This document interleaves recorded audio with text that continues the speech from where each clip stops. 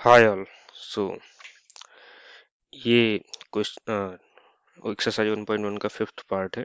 ठीक है, इसके पहले क्वेश्चन हमने सॉल्व कर लिए हैं, तो हम देखते हैं क्वेश्चन नंबर 14 से। ठीक है, क्वेश्चन नंबर 14 में क्या है कि let L be the set of all lines in X Y plane.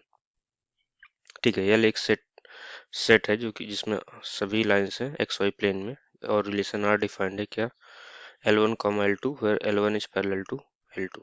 ठीक है, हमें क्या शो करना है, इसको इक्विवेलेंस रिलेशन शो करना है। इसके साथ साथ क्या करना है कि हमें सेट ऑफ ऑल लाइंस निकालना है जो कि y इक्वल टू 2x+4 से बिलोंग करती है, मतलब कि रिलेट करती है। ठीक है, इसका सॉल्यूशन देखते हैं। तो सॉल्यूशन इसका है,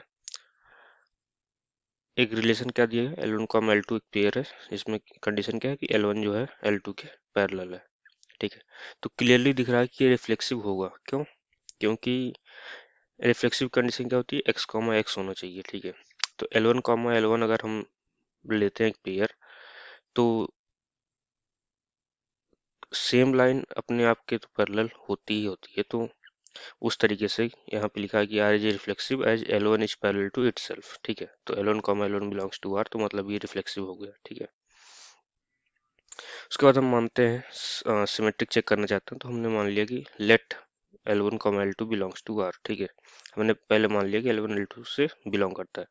अगर हमने ये मान लिया, तो कंडीशन क्या है कि L one parallel to L two है। ठीक है, अब इसका हम उल्टा लिख सकते हैं क्या, L2 पैरेलल टू L1। हाँ, जब एक लाइन दूसरे के पैरेलल है तो दूसरी लाइन भी पहले वाले के पैरेलल होगी। ठीक है, तो L2 comma L1 belongs to R हो जाएगा। ठीक है, तो R क्या हुआ, सिमेट्रिक हुआ।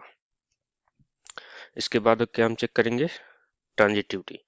ट्रांजिटिविटी क्या कहता है कि अगर x कॉमा वाई है, y कॉमा जेड है, तो x कॉमा जेड अगर निकल के आ जाए तो मतलब वो ट्रांजिटिव है। ठीक है, तो वही चीज हमने यहाँ पे लेट किया, हमने मान लिया कि L1 कॉमा L2 एक पेयर और L2 कॉमा L3 एक पेयर रिलेशन आर से बिलोंग करता है। तो पहले पेयर से क्या मतलब हुआ कि L1 L2 के पैरेलल है, और दूसरे पेयर से मतलब हुआ कि L2 L3 के पैरेलल है।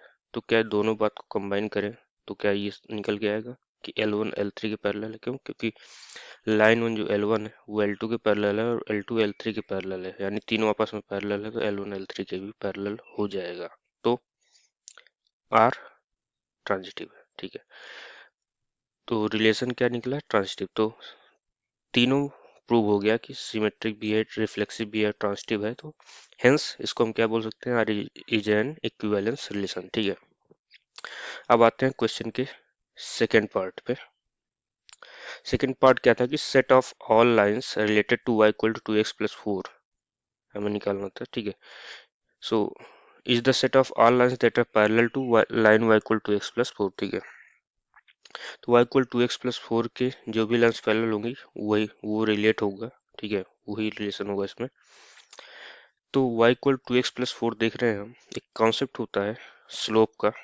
ठीक है, स्लोप से हम पता करते हैं कि कौन सी लाइन है। मान लीजिए दो इक्वेशन दी हुई है आपको और दोनों का स्लोप सेम है, तो यानी दोनों लाइन पैरेलल है। ठीक है, तो यहाँ पे हम स्लोप निकालने की कोशिश कर रहे हैं y इक्वल टू x+4, क्योंकि ये जो इक्वेशन दी है एक स्टैंडर्ड फॉर्म है। ठीक है, y इक्वल टू mx+c का, तो यहाँ से क्लियरली दिख रहा है कि m की वैल्यू क्या है, 2 है, mx, तो यानी इस लाइन का स्लोप कितना है, 2 है।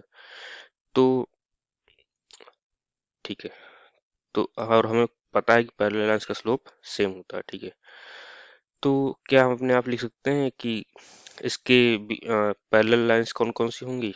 तो हाँ, तो क्या होता है standard y equal to X plus C, तो y इक्वल टू m की वैल्यू 2 रख दी हमने, 2x+c where c belongs to r। ठीक है, तो यहाँ पे c की वैल्यू कुछ भी रखेंगे लेकिन स्लोप क्या होगा, सेम होगा, तो यानी y equal to X plus C, y equal to given 2x+4 से रिलेट में है। ठीक है, तो सेट ऑफ ऑल लाइंस ये हाँ बिलोंग करती है। ठीक है, सेट ऑफ ऑल लाइंस भी होल्ड करती है।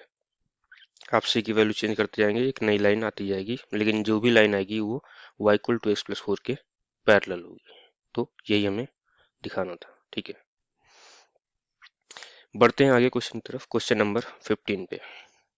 ठीक है, 15 में क्या दिया है कि एक r रिलेशन दिया गया है किस सेट पे 1, 2, 3, 4 पर। रिलेशन क्या है कि रिलेशन में कुछ पेयर्स दिए गए हैं 1, 2, 2, 2, 1, 4, 4, 1, 3, 3, 3, 3, 2। ठीक है, हमें क्या करना है, करेक्ट आंसर चूज करना है। पहला पार्ट क्या है कि R is reflexive and symmetric but not transitive. ऐसे ऐसे 4 पार्ट है इसमें। ठीक है, तो इस रिलेशन में से हमें रिफ्लेक्सिव और सिमेट्रिक ढूंढना है लेकिन ट्रांजिटिव ना हो। रिफ्लेक्सिव कंडीशन क्या होती है, एक्स कॉमा एक्स होना चाहिए। सिमेट्रिक कंडीशन क्या होती है, एक्स कॉमा वाई और वाई कॉमा एक्स दोनों होना चाहिए। ठीक है, ट्रांजिटिव मतलब x comma y y comma z, तो एक्स कॉमा जेड नहीं होना चाहिए। ठीक है, तो यहाँ पे क्लियरली आप देख सकते हैं कैसे सॉल्यूशन दिया गया इसका। It is seen that a comma a belongs to R. ठीक है, यानी कि रिफ्लेक्सिव वाला पार्ट होना चाहिए। तो यहाँ पे दिख रहा है कि 1 कॉमा, अगर हमने मान लीजिए रिलेशन ये लिया तो इसमें 1 कॉमा 1 प्रेजेंट है तो ये रिफ्लेक्सिव है। ठीक है, नहीं 1 कॉमा 1 प्रेजेंट है, 2 कॉमा 2 भी प्रेजेंट है और 3 कॉमा 3 भी प्रेजेंट है, 4 कॉमा 4 भी प्रेजेंट है, सारे प्रेजेंट हैं इसलिए आर क्या है, रिफ्लेक्सिव है। ठीक है, लेकिन आप क्लियरली देख सकते हैं 1 कॉमा 2 प्रेजेंट है लेकिन 2 कॉमा 1 नहीं है तो ये सिमेट्रिक नहीं है। तो ठीक है, और A comma B comma C belongs to R, तो ए कॉमा सी भी बिलोंग्स टू आर होगा। ठीक है, तो आर क्या है, ट्रांजिटिव है। ठीक है, क्योंकि आप ध्यान से देखेंगे तो 1 कॉमा 2, 2 कॉमा 2 प्रेजेंट है ना, तो 1 कॉमा 2 ऑलरेडी है ही है। इसके अलावा और कुछ और कोई सा भी देखना चाहें तो आप वो भी मिल सकता है आपको। ठीक है, जैसे यहाँ पे देखेंगे 1 कॉमा 3 प्रेजेंट है, 3 कॉमा 2 प्रेजेंट है, तो 1 कॉमा 2 प्रेजेंट, तो ये क्या ट्रांजिटिव तो है। ठीक है, तो बस इसमें क्या नहीं है, सिमेट्रिक नहीं है, तो यही हमें दिखाना था। तो R is reflexive and transitive but not symmetric, तो आंसर इसका क्या होगा, बी वाला। ठीक है, तो क्वेश्चन को ध्यान से देखें तो ये था कि ये पूरा रिलेशन दिया गया है और इसमें से हमें करेक्ट आंसर चूज करना था कि कौन सा करेक्ट है। तो हमने ये रिलेशन लिया, इसमें देखा कि क्या क्या प्रेजेंट है, तो हमने पाया कि ये रिफ्लेक्सिव और ट्रांजिटिव है लेकिन सिमेट्रिक नहीं है, तो हमने आंसर करेक्ट बी वाले को मार्क कर दिया। ठीक है, इसके बाद है क्वेश्चन नंबर 16। क्वेश्चन नंबर 16 में क्या है कि एक रिलेशन आ रहा है जो कि सेट एन नेचुरल नंबर्स पे डिफाइंड है। ठीक है, ए कॉमा बी एक पेयर है और कंडीशन क्या है, इक्वल टू बी माइनस 2 और बी ग्रेटर देन 6, दो कंडीशन है। ठीक है, हमें करेक्ट आंसर चूज करना है। 2 comma 4 belong to R, 3 comma 8 belong to R, 6 comma 8 belong to R और 8 comma 7 belongs to R. Correct, तो रिलेशन देख लेते हैं, इक्वल टू बी माइनस 2 और बी ग्रेटर देन 6 है। ठीक है, हमें इनमें से आंसर चूज करना है। तो सबसे पहला अगर हम कंडीशन देख लें तो बी क्या है, 6 से बड़ा है, तो 2 कॉमा 4 तो कभी नहीं बिलोंग करेगा आर से। क्यों, क्योंकि बी 6 से बड़ा होना चाहिए। ठीक है, अब तो 6 से बड़ा कौन कौन से हैं बी, एक तो 3,8 है, एक 6,8 है और एक 8,7 है, लेकिन 2,4 तो पहले ही बार हो गया। अब बचे कितनी है, 3 ऑप्शन। ठीक है, 3,8 को देखें तो दूसरी कंडीशन को देखते हैं, इक्वल टू बी माइनस 2, तो 3 does not equal to 8 minus 2, जिसमें आप इस वाली इक्वेशन में ए कॉमा बी की वैल्यू रखेंगे, ये वाला 3 और 8, तो ये इक्वल नहीं आ रहा है। ठीक है, तो ये भी रिलेशन से बाहर हो गया। 6,8 वाले को ट्राई करेंगे तो वो भी 7,8 वाला को ट्राई करेंगे तो वो भी 8 से बिलोंग नहीं करता, लेकिन 6,8 को रखेंगे। अब देख लेते हैं रख के। ठीक है, ए को 6 रखा, बी को 8 रखा, 8 माइनस 2 क्या होगा, 6, left hand side right hand side बराबर है, तो 6,8 जो होगा वो रिलेशन आर से बिलोंग करेगा, यानी आंसर सी करेक्ट है। ठीक है, तो होप, उम्मीद करता हूँ कि आपको ये वीडियो पसंद आई होगी। ये एक्सरसाइज 1.1 कंप्लीट हो गया है। ठीक है, ऐसे ही हम सारी एक्सरसाइज के वीडियो धीरे धीरे करके कंटिन्यूअसली आती रहेंगी, आप लगातार बने रहिए, पूरी एक्सरसाइज कंप्लीट होगी यहाँ पे। ठीक है, अगर वीडियो पसंद आई हो तो लाइक सब्सक्राइब और कमेंट जरूर करिए।